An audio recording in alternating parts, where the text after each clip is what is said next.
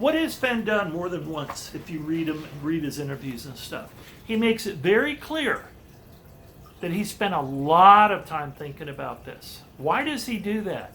Because when I think, because I think, because when I think, because I think the reason is because he knows you're going to read stuff and wonder if it's a mistake, wonder if it's a screw up. Because part of his strategy is to write things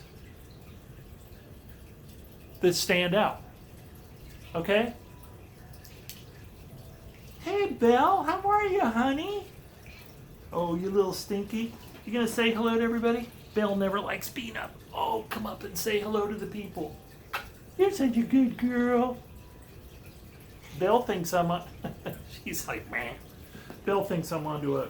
I'm figuring it out too, slowly but surely. Yeah, I know, honey. I'm busy. Oh, you want to go outside? Just a second, folks. I got to open the door.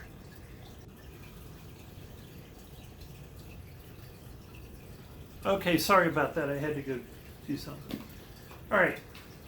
I don't think I've lost my place. So we have weirdness. Forrest Fenn has said there are 4 men in 3-piece suits standing in his favorite camping spot in Grebe Lake, Yellowstone Park. And he thinks they're happy to be away from the rigors of Washington.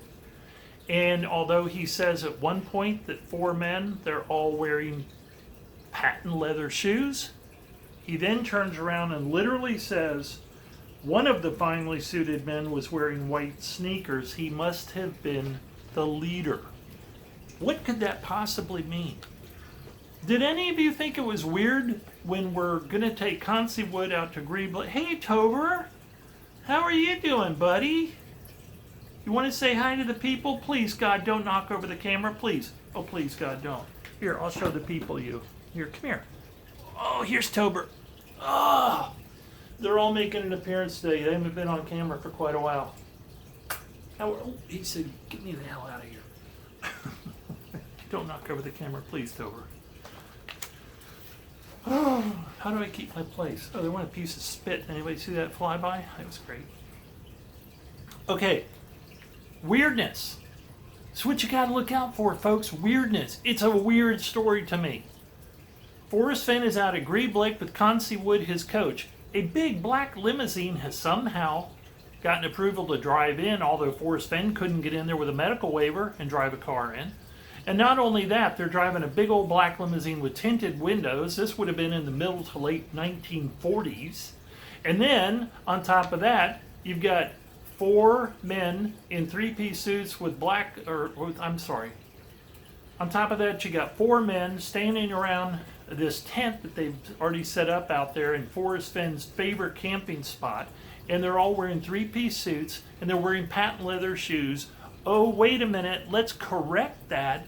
One of them is wearing white sneakers with a suit on, and he must be the leader. Did anybody think that was weird? That's a weird image for the 1940s. A man in a 3-piece suit. Don't knock over the camera, Tober. A man in a 3-piece suit with white tennis shoes on? That'd look weird today. This is in the 1940s, okay? Now here's where the story gets not only weirder, stands out, it's unusual, considering this all started with just a simple camping trip to Grebe Lake. But here's where it gets even weirder. Concy Wood and Forrest Fenn spend that night about a half a mile away. I think they went around the lake, away from these men, and away from this campsite, and away from the strange man who is wearing a suit with white tennis shoes, who must be the leader.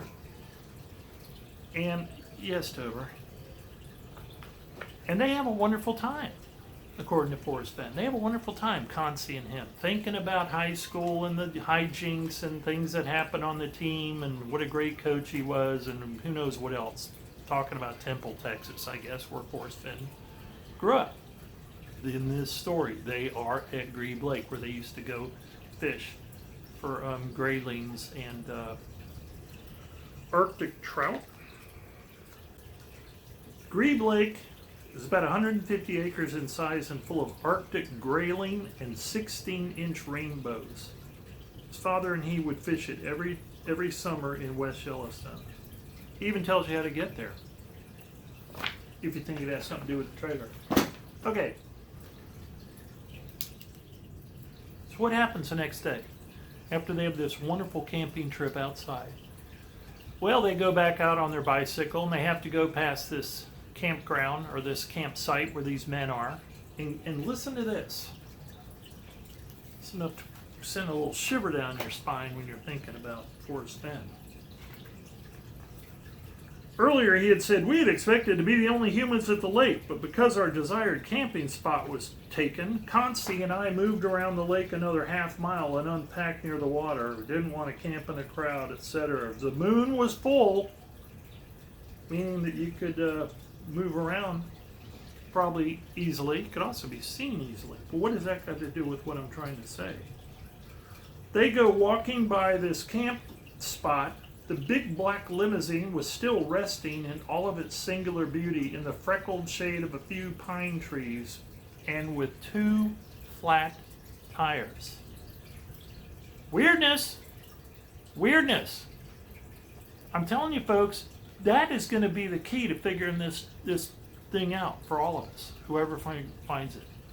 Picking up on weirdness, picking up on strange events, picking up on things that don't fit in, picking up on unusual things as you read these stories.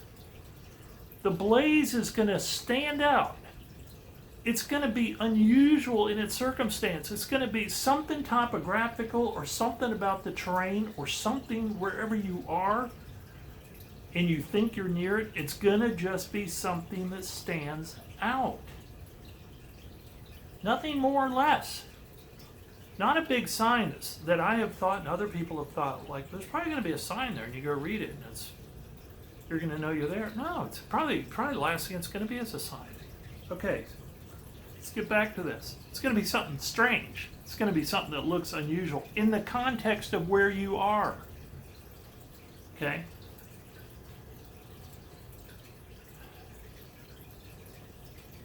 Consi said how odd it was that a car would have 2 flat tires at the same time.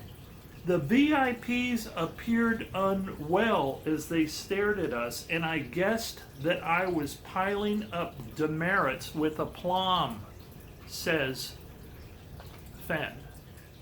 Why? Sentiment never obtruded.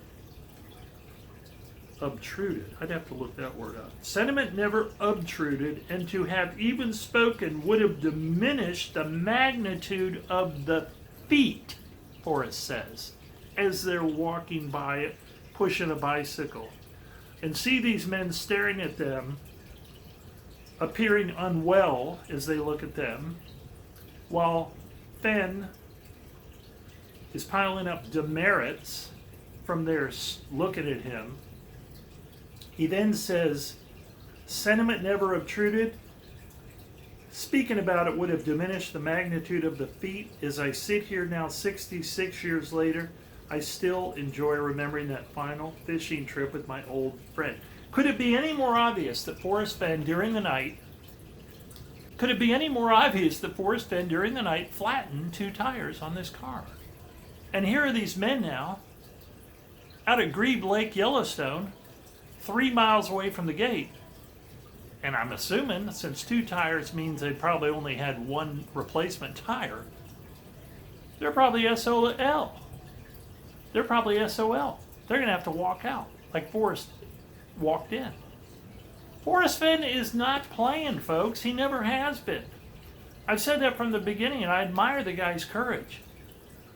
I would not have the courage to do that. Now, personally, I'm not sure I'd take it personally what happened either. That's a difference between me and Forrest Fenn.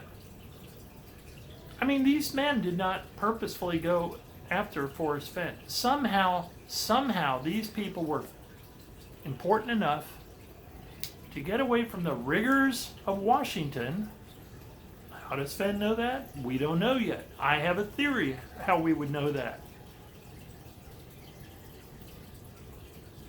But he is apparently chapped enough, PO'd enough, that he flattens these men's tires and probably forces them to walk out. I don't know how else you're going to read it, folks. It's right there, chapter 7, and Too Far to Walk. Go read it and you tell me what to think of this weird story that it starts occurring right when they're at Grebe Lake about to hike in. You tell me what this weird story means. Black limousines with tinted windows, men in suits, one of whom the leader is wearing white tennis shoes. They're from escaping the rigors of Washington, and they've pissed off Forrest Fenn because I guess they got in there by merit of being important people, and they took his favorite camping spot. And what's he do? He takes it personally and he flattens their tires. Sorry if any of you think I'm reading too much into it. There's nothing else to be read into it, and unless you just read these things that Forrest Fenn writes and go, that's a weird story. Why did he put that in there? I don't even know what it means. I like to figure out what these things mean. Luckily, as I think I said at the beginning of this whole thing, I'm old enough to remember a very important man who was known in the 40s and throughout his life, or at least a portion of his life, because he was very, very famous for doing something nobody did back in the 40s, which is to wear a suit and wear white tennis shoes. It's the ultimate F you money. Saying, I don't care about the mores of the day. I don't care about the standards. I don't care about the fashion. I don't care about the dress codes. I'm comfortable wearing sneakers. I particularly like white sneakers, and I wear them anytime I want, including with a suit. Very famous man, very rich man, very great aeronautical engineer and pilot, set speed records. Who would that person be but Howard Hughes? Really, Eric? Yeah. Yep. Howard Hughes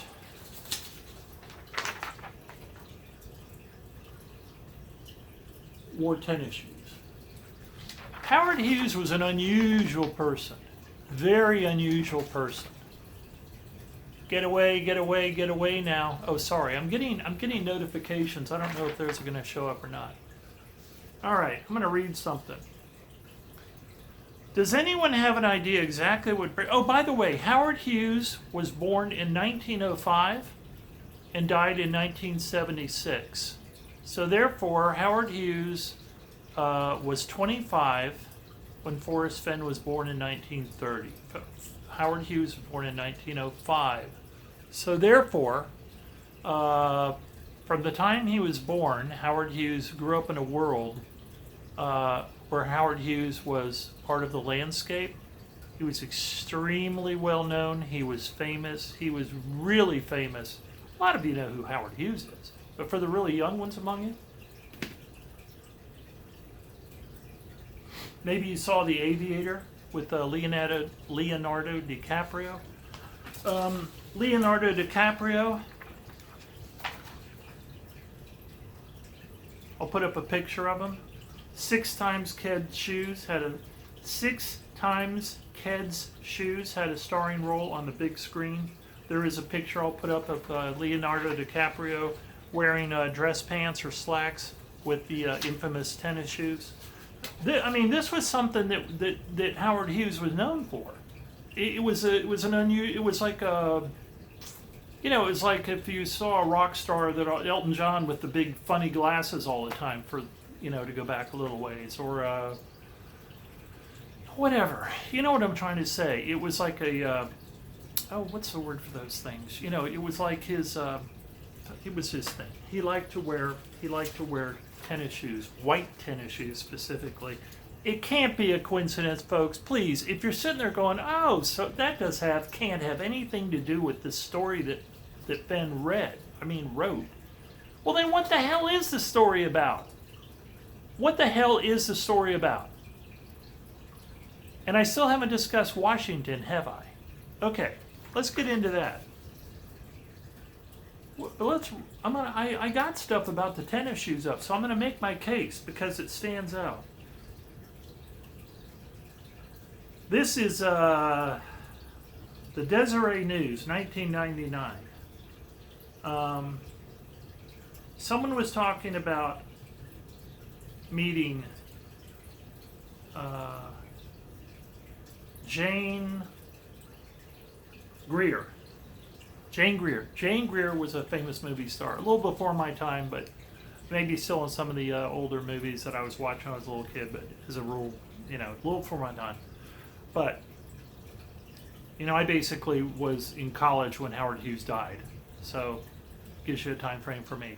But always very aware as a young man, or a youth, always very aware of Howard Hughes. I went and got books about him. He's such a weirdo, right? He was the hermit who lived in these, who tried to escape from the government, and he would get in trouble over money with the government. And he had the Spruce Goose, the Hercules, this huge plane that he built for the government. That was the biggest plane ever, the biggest operable plane ever built in the world. He got in some trouble over that we'll discuss in a second.